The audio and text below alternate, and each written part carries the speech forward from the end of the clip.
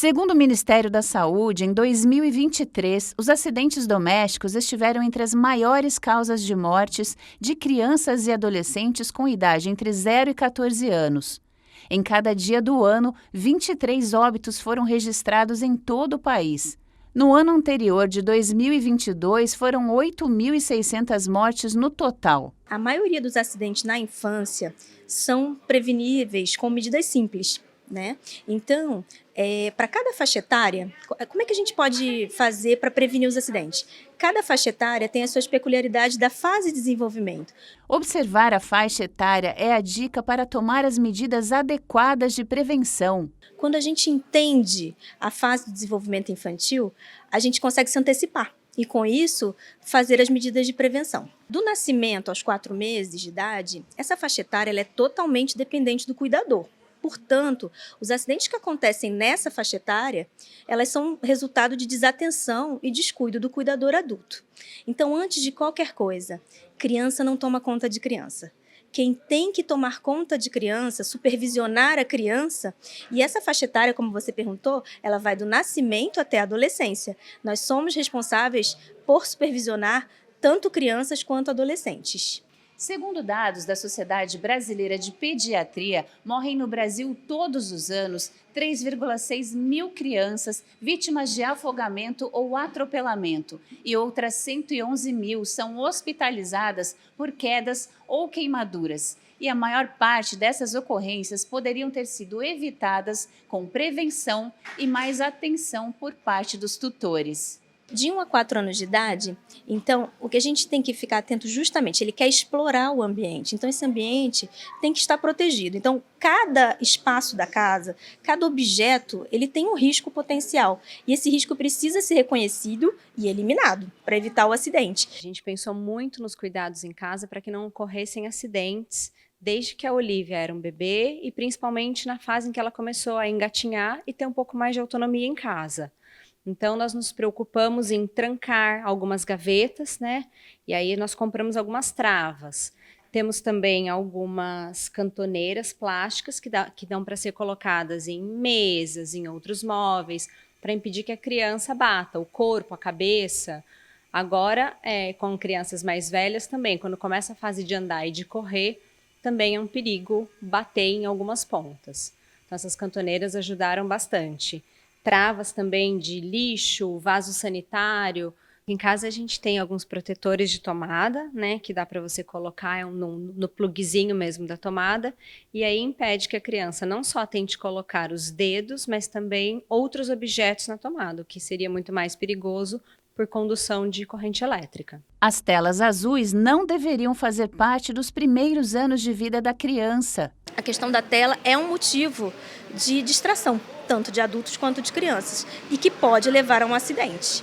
Além disso, as telas podem distrair os tutores. Exatamente. Então, a gente precisa conversar com a criança, mas também ficar de olho o tempo todo, né? Em 1 segundo, um acidente pode acontecer. Com a Olha é mais no diálogo, mas a gente sempre fica muito atento a fogo, calor de forno, uso de facas, e mesmo com uma criança que já tem mais autonomia, com questão de escada. Então, ela gosta, às vezes, de subir em escada para pegar coisa ou no armário ou na despensa.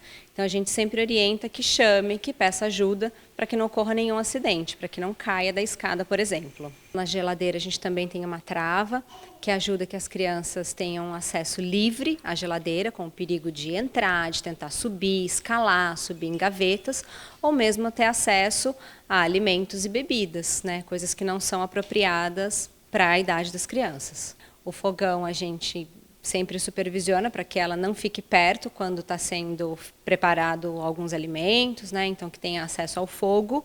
E o nosso forno sempre tem uma luz acesa quando ele está em uso. Então, desde pequena, a gente sempre mostrava para ela que toda vez em que o forno está aceso, que ele está muito quente, tem a luz. Então, ela não pode chegar perto. Em relação aos medicamentos, vale a ressalva de nunca tirar o medicamento da sua embalagem original. A gente já viu no pronto-socorro intoxicação acidental, exógena, a mãe acreditando ter administrado um antitérmico, mas a clínica não era compatível com uma intoxicação por antitérmico. Então, nós pedimos, então, por favor, a senhora traga o remédio. E quando nós abrimos a embalagem, havia um psicotrópico dentro da embalagem do antitérmico. No trânsito, as regras devem ser atendidas. O uso correto da cadeirinha, sempre virada para trás. Quando a criança chora, a gente sabe que é enlouquecedor o choro de uma criança.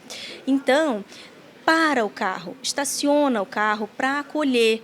Por isso, a supervisão é essencial. Dos 5 anos em diante, até os 11 anos, ela vai tendo um crescimento intelectual, psíquico, físico. No entanto, isso depende do quanto a gente estimula, do quanto a criança pode compreender e elaborar as nossas orientações. Então, aquela frase que criança aprende a não cair caindo não é uma verdade, isso é mito. E em caso de emergência, é preciso buscar ajuda qualificada. A gente sempre recomenda que leve ao pronto-socorro mais próximo, principalmente em relação às intoxicações exógenas, né? A gente não falou, eu pulei um pouquinho a parte do afogamento, que é uma parte que a gente estava conversando um pouco antes da entrevista. Olha, para você ter uma ideia, 2,5 centímetros de água já é suficiente para produzir um afogamento. Então, a gente fica pensando em piscina, em praia, mas a gente precisa lembrar dos baldes, das bacias, do vaso sanitário, que tem uma lâmina d'água pequena, mas que é o suficiente para promover um afogamento numa criança pequena, num bebê pequeno. Então, a lavanderia, assim como a cozinha, termina sendo um local proibido para crianças. A questão dos brinquedos, a gente tem que sempre se atentar se os brinquedos eles são adequados para a faixa etária. Se eles são feitos de material atóxico, sem bordas contundentes, ou que soltam peças, como você falou, que podem ser ingeridas até pelo trato gastrointestinal, pela boca e para o trato gastrointestinal, como para a via aérea. Aqui em casa, como nós temos uma irmã mais velha, a nossa preocupação é não ter coisas muito pequenas com acesso a bebê. Então, pequenas peças de brinquedo, de jogo e mesmo de alimentos, como grãos de feijão, de arroz, nada que a criança possa ter acesso e levar a orifícios como boca, nariz, ouvido. E como um círculo virtuoso, quem é cuidado aprende a ser cuidadoso desde cedo. Todas as vezes que a gente sai para passear, muitas vezes a gente percebe que o carrinho está travado, porque a Olivia travou. Então a gente destrava, né? É como se fosse um freio do carrinho, ele realmente fica parado para a segurança do bebê. Mas calma, é muita informação mesmo e dá até um medo da paternidade. Mas, se bem orientado, tudo pode ser prevenido e as férias muito bem aproveitadas. A maternidade, a paternidade é o maior tesouro que um ser humano pode ter. Então, quando a gente conhece as fases do desenvolvimento, a gente consegue prevenir. A imensa maioria dos acidentes são de prevenção fácil, simples, com medidas simples, independente do ambiente. Então, eu gostaria de encerrar dessa forma.